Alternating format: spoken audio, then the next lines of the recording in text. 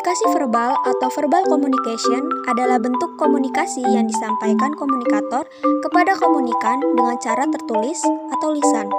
Misalnya, komunikasi lisan dapat dilakukan dengan menggunakan media seperti seseorang yang berbicara melalui telepon, video call, atau secara langsung. Komunikasi tertulis dilakukan dengan cara tidak langsung antara komunikator dengan komunikan.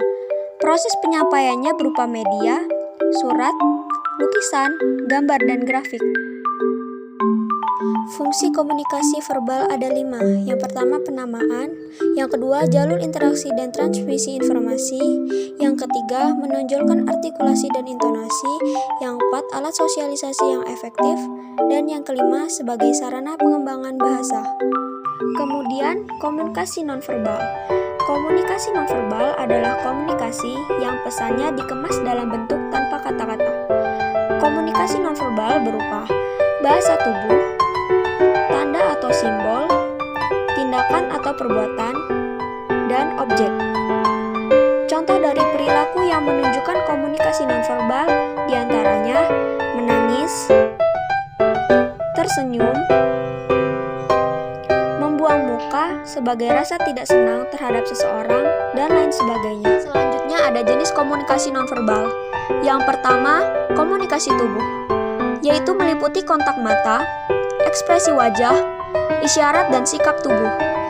Gerak tubuh biasanya digunakan untuk menggantikan suatu kata atau frasa. Yang kedua, komunikasi sentuhan. Sentuhan dapat berupa pukulan, bersalaman, menggenggam tangan, dan lain-lain. Masing-masing bentuk komunikasi ini menyampaikan pesan tentang tujuan atau perasaan sang penyentuh. Yang ketiga, komunikasi ruang. Merupakan jarak yang digunakan ketika berkomunikasi dengan orang lain, termasuk juga tempat atau lokasi posisi kita berada. Yang keempat, komunikasi waktu. Penggunaan waktu dalam komunikasi nonverbal meliputi durasi yang dianggap cocok bagi suatu aktivitas yang dianggap patut dilakukan dalam jangka waktu tertentu serta ketepatan waktu. Dan yang terakhir, komunikasi vokalik adalah unsur nonverbal dalam suatu ucapan, yaitu cara bicara, misalnya nada bicara, nada suara, intonasi, kualitas suara, dan lain.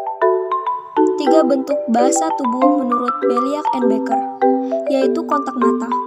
Kontak mata sangat menentukan kebutuhan psikologis dan membantu kita memantau efek komunikasi antar pribadi. Melalui kontak mata, kita dapat menceritakan kepada orang lain suatu pesan sehingga orang akan memperhatikan kata demi kata melalui tatapan kita. Ekspresi wajah. Ekspresi wajah meliputi pengaruh wajah yang dipergunakan untuk berkomunikasi secara emosional dan bereaksi terhadap suatu pesan. Contoh ekspresi wajah: gestur atau gerak tubuh. Gestur atau gerak tubuh yaitu bentuk perilaku nonverbal pada gerakan tangan, bahu, kepala, dan anggota tubuh lainnya. Saat sedang berkomunikasi, kita sering menggunakan anggota tubuh kita, baik secara sadar maupun tidak sadar. Contohnya, pada saat kita sedang berpikir, maka kita cenderung akan memegang dagu baik secara sadar maupun tidak sadar. Proxemic. Proxemic yaitu teori komunikasi nonverbal yang menjelaskan tentang bagaimana orang menggunakan ruang dan jarak untuk berkomunikasi. Singkatnya, proxemic adalah teori tentang personal space.